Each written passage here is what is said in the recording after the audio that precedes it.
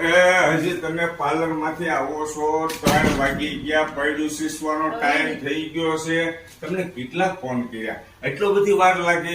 સવારના 11 વાગ્યાના તમે પાર્લર માં ગયા હતા, અત્યાર સુધી પાર્લર માં શું કર્યો? નકરો મેકઅપ નો લેપ લગાડ્યો નકરો. પણ તમારે જેમ થોડું હોય કે આ કપડા પહેરી લીધા પછી પૂરો અમારા હેરસ્ટાઈલ લેવાની, આ બધું પહેરવાનું હોય એટલે વાર તો અમારા લાગે ને. દોસ્તો જો મારે બિલકુલ વાર ન લાગે, 10 મિનિટ થાય. આ કપડા ચેન્જ કર્યા, ખાલી આમ કર્યું, બસ રેડી. અમારા ગુપ્તા કેટલી 4 કલાક બેઠા રે, પ્રસંગમાં લેટ ન થતું હોય તોય થાય.